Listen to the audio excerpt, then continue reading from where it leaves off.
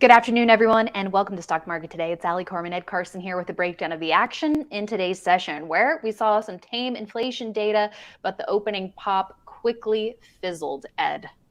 Yeah, it was a disappointing day. We did close higher, but well off highs. Going to take a look at Tesla, which did not have a good day, and also look at General Electric and Peabody Energy, two stocks that have found support at key levels.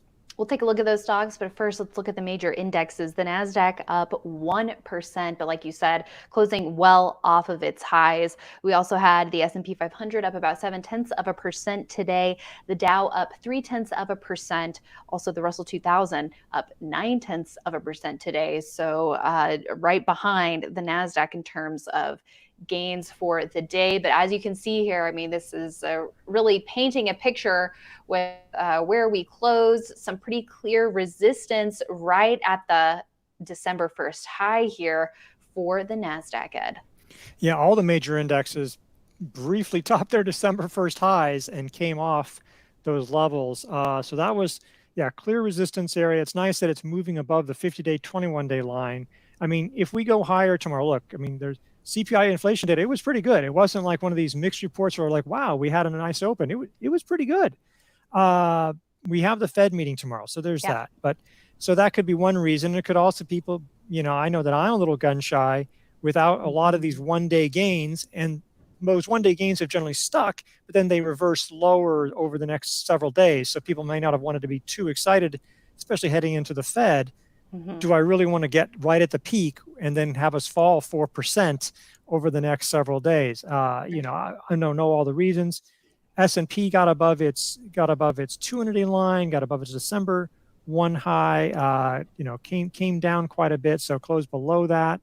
The Russell, that right at that decisive levels, right at the areas where you're starting getting interesting, especially if you could get above that December 1st high. And the problem is that even if we got above there'd be that concern that we would fall back. So I think investors should be cautious, even if we have a strong reaction tomorrow. Like maybe if there's a strong reaction tomorrow, you build, add a little bit of exposure, a little bit, but you wait for things to continue on. Again, if this is going to be a real sustained rally, you'll have your opportunities. And if it's not a sustained rally, you don't want to be rushing in. Absolutely. Great point there. We'll be ready for anything tomorrow. But even in the best case scenario, like you said, we won't know if the rally is for real yet. We can't ignore a strong gain, but, do it methodically, right? Add exposure methodically and make sure you're managing risk. All right, well, let's take a look. You mentioned the Russell 2000, so let's go to IWM. Some pretty strong resistance there at the 200-day line, although this did rebound towards the end of the day, it looks like. This is showing it up just 0.3%. My calculation was showing the Russell up a bit stronger heading into the close here, but nonetheless, that resistance there at the 200-day line, pretty apparent. Pretty apparent, and it looks like it closed below the 221-day line as well, whereas we're seeing the other major indexes get above that. So that's been disappointing. A couple weeks ago, you had the S&P and the Russell moving towards highs. Everything's looking pretty strong, and small caps, that was pretty disappointing. It was. Okay, let's take a look at the 10-year Treasury yield, the TNX in MarketSmith, down but off its lows and hovering right around that 3.5% mark. What could we expect come tomorrow? I mean, you could expect a lot of things. I'm sorry. Yeah, it's like, and while it came off lows, this was definitely, again, that bond yield stock link seems to be weaker over the last few weeks. I mean, this was a good tailwind for that, and we'll see. Tomorrow we're expecting a 50 basis point rate hike by the Fed. The last time I had looked, it looked like it was fairly even odds. The real question is, what are we going to see on February 1st next year?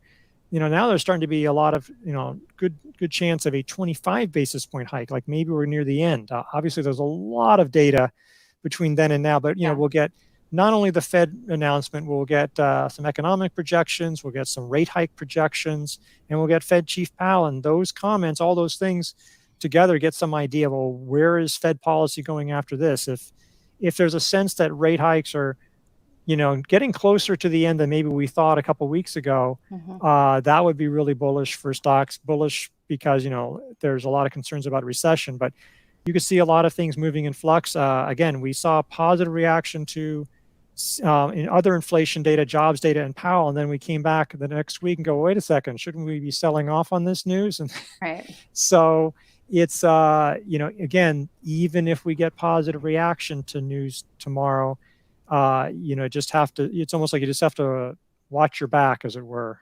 Yeah, and grab your popcorn. Tomorrow's intraday charts could look like, an EKG. We'll have to see how all of that shakes out. Quick check-in on some of the sector action today. Here's a look at XLE. I'd say a relatively decent close here, up 1.9%. Is it going to get back above that 50-day line? Is that going to be a resistance level here? Underneath the surface, like, what would be something good to look at? Maybe SLB getting back above its 50-day line by the end of the day. So it looks like things maybe firmed up here by the end of the day in the energy sector at Ed. It looked like, for a time there, it looked like, all right, we have this strong gap up. Now are we going to fill the gap? But things kind of leveled out by the end of the day. Yeah, oil prices are up 3%. Natural gas was up strongly. Natural gas has actually been rebounding after a really big slide for a while, but it's been rebounding for a few days. So that's providing some support for that. So if you get the feeling that maybe we'll have a soft landing and the global economy is going to be okay, energy prices could certainly rebound going forward. That's what makes it so tough. But yeah, that one, people in the oil markets are going to be looking closely at the Fed meeting too. Mm-hmm. And chip stocks, which we've been looking at a lot recently as they've been setting up. This group was looking pretty promising early on and still up 1.6% today, but well off of the highs. Yeah, getting above the 200-day line, didn't do, relative to what everything else didn't do terribly. So yeah, if the chips could get going, that would really be a positive sign. If the chips get going, it's going to be hard for the S&P not to get above its 200-day line and make some progress, and probably bring the Nasdaq up as well. So really want to see this area do well. Mm-hmm. And with today's bars and where we closed for a lot of things, I think it's a great reminder of why it's good to not have that FOMO. At the very least, consult intraday charts to increase your probability on a trade. You don't want to see something that just starts fading right at the open, but it's good to not pull the trigger too quickly, or else this can happen sometimes. Yeah, it's always it's always risky to be buying right at the open, especially when there's news like earnings or something, or something market wide like this. If you could punch up maybe the Nasdaq at 5 minutes chart just to show, just for just a moment, and you can see how, okay, it wasn't right away. Basically the day's high. Yeah, basically the day's high. And within 15, 20 minutes, then things really started to, fall apart. So just waiting, 5, 30 minutes, even an hour, and just, yes, sometimes you'll miss out. Sometimes some things will get away from you. But more often than not, you'll still get a decent price, or won't jump in, because this will happen. You'll say, well, wait a second, maybe I don't want to be getting into this market quite yet. Yeah. Okay. Well, let's take a look at some stocks. Tesla at bear market lows, so down over 4% today.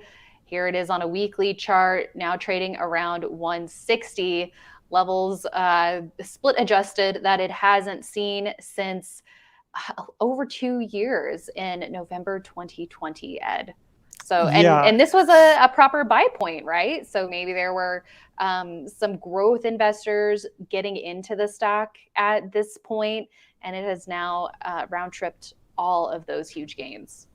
Yeah, that's one. There's a lot of things. Ultimately there has to be a line in the sand. You can say, well, because you can understand, hey, I think Tesla is going to be this huge winner, and for a long time it was enormous. And yeah, there's people who bought even earlier who could still be saying that, but you do have to draw a line in the sand. You have to say, well, when am I going to take some partial profits? When am I going to just get out entirely?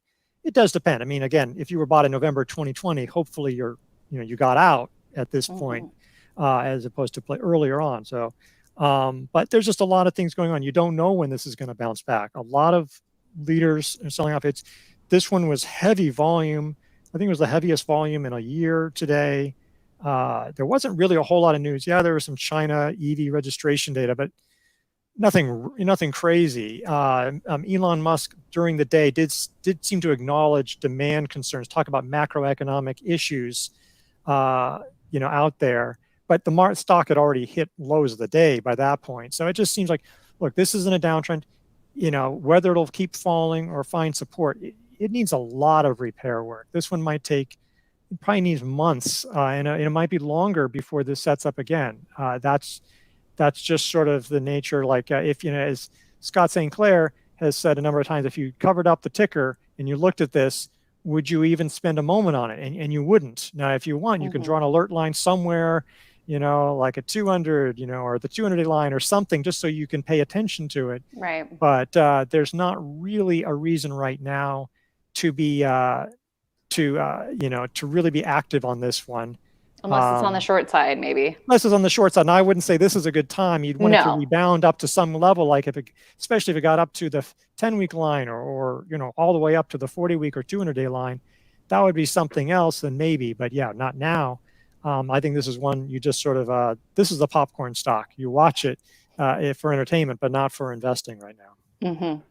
Well said, Ed. All right, moving on. Let's take a look at GE, rebounding from key levels, touching its 10-week line on the weekly chart and that round number at 80. Let's take a closer look on the daily chart. So we have a prior run up from mid-October, getting back above the 200-day line recently, seeing a golden cross with the 50-day getting back above that 200-day line. And now seeing a pretty orderly pullback here, Ed. So with a bounce off of the 10-week line, perhaps that might be something investors should keep an eye on. Yeah, and just one other thing, there's also the bottoming base that it sort of had. It's not really showing up on Market Smith, but you could see when it did have a bottoming base, 81.40, sort of, rebounding above the 200-day line was sort of the buy point. It did undercut, at least intraday, yesterday, round trip that. So, but that's also a place where it's not a surprise to find support. The 10-week line, I think if it gets above Tuesday's high, you could treat that as an early entry. I mean, sort of down, we could breaking the trend line in this. This is the first pullback in a while. The earnings are still spotty here and there, as it back and forth, but it is rebounding. I mean, it's 44% this year, 71% next year. It'll be the third straight year of earnings, of pretty solid earnings growth. It's a turnaround. There is things going on. They're splitting off healthcare business. They're splitting off a lot of things, going 3-for-1, not 3-for-1 split, stock 3-for-1 company split, not stock split. So that's something to keep in mind. But this seems to be a turnaround. Industrial names are doing well right now. So you may have written this off for quite a while, but now maybe is a time to be looking at it again. Okay, and last on our list, let's check out BTU. This is Peabody Energy with an upside reversal at the 10-week line so far for the week. Zooming in on a daily chart. Ed, this is a stock that's continuing to act in character for now. It has these pullbacks, then pretty quick moves up. So it's more like an elevator up or escalator. I don't really know. It's a quick up, and it spends more time pulling back than moving up. So, and the time to get in is when it's just starting to move back up again, because you don't know how many days you might be in for in a quick little move up here. At least that's what the personality of this is showing us. Yeah, and that seems to be sort of an exaggerated version of the market and how stocks, buying early entries. So yes, maybe I think at this point, like, it's finding support at the 10-week and the 50-day. Maybe if it gets above today's high, which would also mean getting above the 21-day line, still close to the 50-day, and breaking the downtrend of that handle. So there would be some things. So it would be on that upswings. It does feel, it's like 3 steps forward, 2.5 steps back. So you want to get it relatively early on. Again, maybe it does take off. It's held up reasonably well, trended up, given how some of the other oil and natural gas plays have done. So that's a positive. So yeah, that would be the way to go. This was our stock of the day. But yes, very, very volatile, and you do have to know the character of this stock in this market. Yeah, pick your spots and don't overstay your welcome. All right. Well, thanks everyone for tuning in. We'll be back with more tomorrow morning on IBD Live, and we hope you join us, investors.com/IBD Live, for all the details on our daily morning live stream. We'll see you there, and we'll also see you right back here tomorrow at the close.